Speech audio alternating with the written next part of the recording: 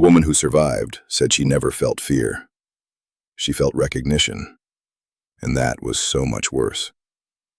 Thessaly Brandt had been walking alone since she was 11 years old. Not in the anxious, compulsive way of someone trying to outrun something, but in the methodical, almost bureaucratic way of someone who had decided, early and irreversibly, that silence was the most honest form of conversation. By the time she turned 34, she had logged more than 4,000 hours on trail, a figure she calculated one evening in February 2019, while sitting at her kitchen table in Asheville, North Carolina, spreading topo maps across the wood like someone consulting an oracle. She used the Gaia GPS app to track her routes. She kept a paper journal as backup. She had a laminated emergency card in her left boot at all times, the kind with her blood type and her sister's phone number written in the particular blue of a ballpoint pen that had run slightly dry. She was not reckless. She was not the kind of woman the headlines describe as naive. She had completed solo sections of the Art Loeb Trail in February. She had camped alone in the Shining Rock Wilderness in a storm that knocked trees across the path she would have taken the next morning. She had a bear canister she actually used, a compass she actually knew how to read, and a blister protocol that had been refined across 11 years of iteration and 2 mild infections. Her pack on a 3-day trip weighed 14 pounds, 7 ounces. She had waited. She knew. The hike she took on October 14, 2022, was not ambitious by her standards.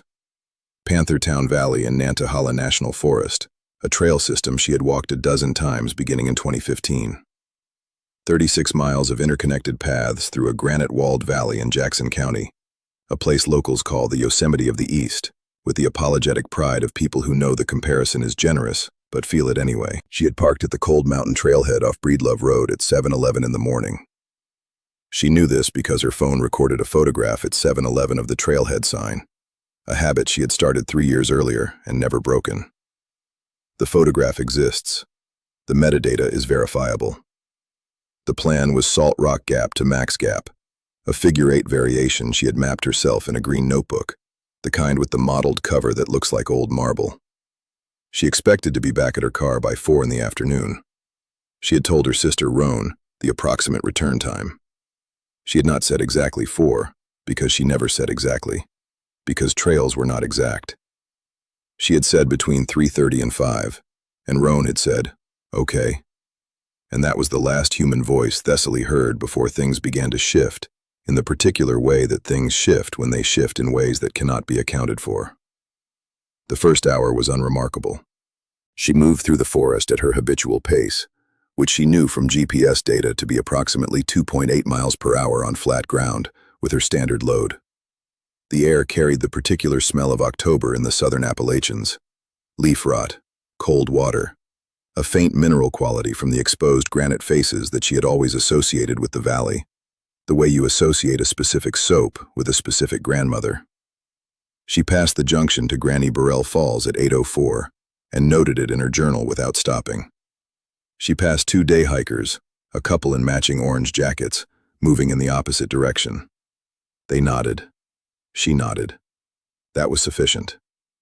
By 9 o'clock, she had reached the broad granite dome above Panthertown Creek and stopped to eat an apple and take a water reading from her filter. The sky was the kind of hard blue that only happens in October at elevation. The kind that makes the world look like it has been pressed flat by something tremendous and then released. She ate the apple. She refilled her water. She sat for 7 minutes, which she knew because she sat for 7 minutes on every rest stop over 3 miles, a rhythm she had adopted in 2018 after reading something about decision fatigue that she could no longer precisely remember, but had trusted enough to implement. She does not remember hearing anything unusual during those 7 minutes. This is the thing she has said in every subsequent telling, that there was nothing unusual. That the absence of unusual was, in retrospect, the first unusual thing. Because Panthertown at 9 in the morning in October is not quiet. There are nuthatches. There are the particular small knockings of woodpeckers in the upper canopy. There is, near water, always the sound of the creek below, a sound she had come to think of as the valley's resting pulse. During those 7 minutes, she cannot remember the creek. She has gone back over the memory many times since, turning it in different directions, and she cannot locate the sound of the water. She was sitting 40 yards from Panthertown Creek at 9 o'clock in October 2022, and she cannot remember the sound of the water. She moved on. She descended toward Max Gap on the eastern route, passing through a section of trail she had walked at least 6 times before, a stretch where the rhododendron tunnels so completely over the path that midday feels like dusk. She had always liked this section. The temperature dropped by 4 or 5 degrees inside the tunnel. The light came in green and broken. It was one of the places she thought of during bad months in Asheville, when the city felt too full of people making decisions she could not understand. At some point inside the rhododendron tunnel, she cannot place it more precisely than that, and this imprecision bothers her in a way she cannot articulate. She became aware that her footsteps were wrong. Not wrong in a painful way, not wrong in a mechanical way, as if she had turned an ankle or picked up a stone in her boot. Wrong in a rhythmic way. Her footsteps were landing with a regularity that was, when she paid attention to it, too regular.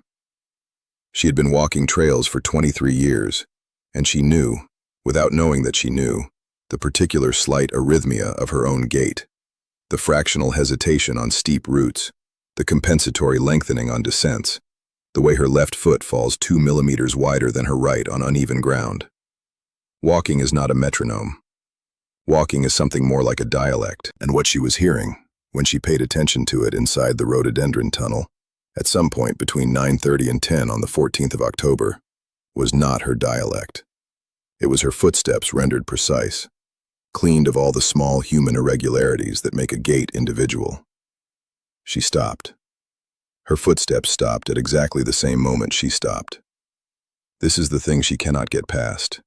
Exactly the same moment. Not half a step behind. Not the phantom echo of a rock face. Exactly simultaneous. She stood still in the tunnel for what she estimates was 90 seconds. She heard nothing. The green light moved slightly, because the wind was moving outside the tunnel, because the world was still behaving like a world. After 90 seconds, she began walking again, and her footsteps, her own footsteps, the ones she made with her own feet, came back to their familiar, irregular self. She noted this in her journal at the next flat spot. At 10:04, according to her phone clock, she wrote, "Tunnel acoustics. Weird. Rhododendron." She underlined weird. She kept moving. She reached Max Gap at 11:17. She ate lunch, a wrap with turkey and the particular brand of mustard she had been using since college, a bag of salted almonds, 2 sections of dark chocolate. She photographed the view east, where the land opened up across a series of lower ridges fading to blue. The photograph exists. It shows a perfectly ordinary mountain view in perfect October light. She appears in none of her photographs because she was alone, and she did not use a timer, and that was fine with her.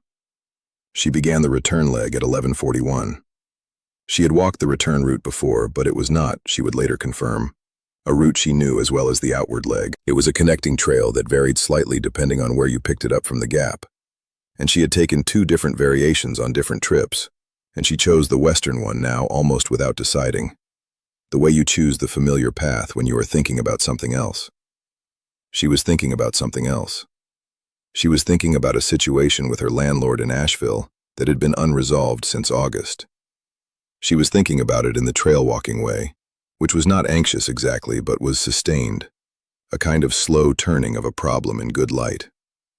She became aware of the smell at some point after the first mile of the return. She cannot locate it more precisely. It was not a bad smell. This is important to her, and she says it with emphasis when she tells the story. It was not a bad smell. It was a smell she associated with the inside of her car on summer mornings, a warm, slightly metallic quality. The smell of a closed space that has been inhabited and then briefly abandoned. She associates it with comfort, or with the specific comfort of returning to something familiar after exertion. She smelled it in the middle of the trail, in open air, at approximately 12:30 in the afternoon, with a wind from the northwest that should have been carrying pine and cold water, and the faraway smell of wood smoke from someone's distant fire. She stopped and looked around. The trail was empty in both directions. The forest on either side was the ordinary dense mix of tulip poplar and red oak and mountain laurel that made up most of Panthertown below the granite. Nothing moved except the normal things. A squirrel crossed the trail 40 yards ahead and disappeared. She waited for the squirrel to reappear on the other side, which is something squirrels do, and it did not reappear, which is something that happens sometimes, and which she noted and then set aside. She walked on. The smell faded within 50 yards. She found herself calculating, the way she calculated when she was managing unease rather than thinking clearly, how long it would take to reach the parking area at the pace she was keeping, whether she might arrive before 4, whether the light would hold if she did not. At the junction she had noted that morning, the Granny Burrell Falls split. She stopped because she heard something that she has described in multiple different ways across multiple tellings.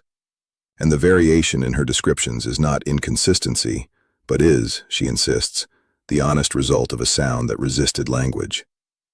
What she heard was a sound in the direction of the falls junction that had the quality of her own voice, her own speaking voice, without words, as if her voice were being used by something that did not know what voices were for.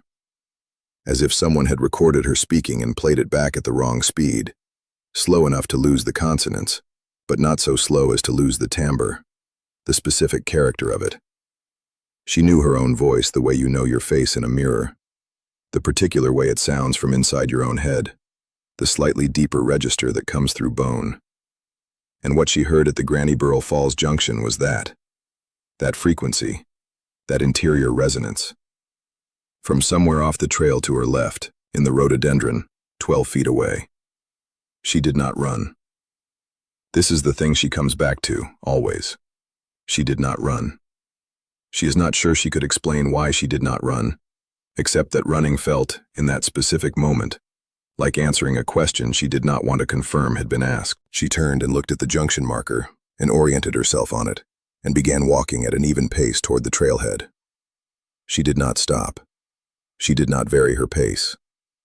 She walked at the particular 2.8 miles per hour that was her standard flat ground pace, and she kept her eyes on the trail ahead, and she noted, with the part of her that was still noting, that the afternoon light had begun its October slant through the canopy, that gold edge that Appalachian hikers know as the signal to begin thinking about time.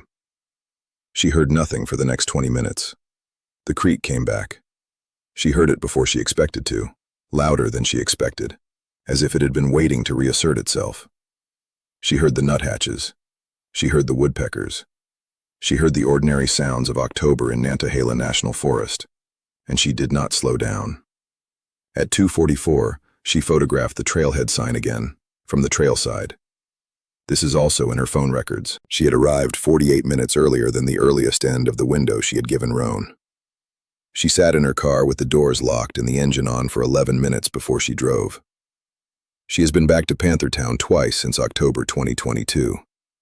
The first time was in April 2023, and she went with a friend, a woman named Octavia, who had been her hiking partner intermittently since 2016. She did not tell Octavia why she had suggested Panthertown specifically, or what she was looking for, or whether she found it. She did not find anything she could point to. The second time was in September 2024, alone. She retraced the exact route from her GPS record. She stood at the Granny Burrell Falls Junction for 6 minutes. She heard the creek and the birds and the ordinary sounds. She smelled pine and cold water, and the faraway smell of autumn. She noted everything in her journal, with a precision that felt less like science than like testimony. The kind of thing you write down because writing it down is the only way to insist that it happened. What she has never been able to account for, in any telling, in any version, in any private turning of the event in the years since, is the moment on the granite dome when she sat for 7 minutes and could not hear the water. She has constructed explanations, wind direction, the specific acoustics of the rock, a temporary deafness from the blood moving loudly in her own ears after exertion. She has tested some of these explanations and found them plausible. Plausibility is not the same as peace. There is one more thing. It is the thing she mentions last, always, and always in the same flat tone she uses when she is being most careful. When she reached her car at 2:44 and sat with the doors locked and the engine running, She noticed, in the rearview mirror, that the trail behind her was empty and still. She watched it for those 11 minutes. Nothing moved. At some point in those 11 minutes, she realized she was watching the trail the way you watch something that might be watching back, which is to say she was not watching for movement, but for the specific quality of stillness that precedes movement, that condensed readiness that living things emit before they act. She did not see this quality. The trail was simply still. She drove home. She still hikes alone. She would like this noted. She would like it to be known that she still goes out alone, has logged 412 hours of trail since October 14th, 2022, that she still sits for 7 minutes on rest stops over 3 miles, that her pack still weighs 14 pounds and 7 ounces, that she has not broken any of her protocols. She is not a woman who does things differently because something happened that she cannot explain. She is a woman who notes everything and keeps walking. The green notebook from October 2022 is in a box under her bed in Asheville. She has not thrown it away. She has not opened it since she wrote the final entry on the night of October 14th, which she wrote in the particular blue of a ballpoint pen that had almost run dry. She does not know what the entry says. She knows what she wrote, which is a different thing. If something about this account follows you into your day, into the ordinary middle of your afternoon, into the moment right before you fall asleep, that is the correct response. That feeling of being paid attention to. Leave a like, subscribe, because the next story is already waiting, and it starts the same way this one did, with someone who knew what they were doing.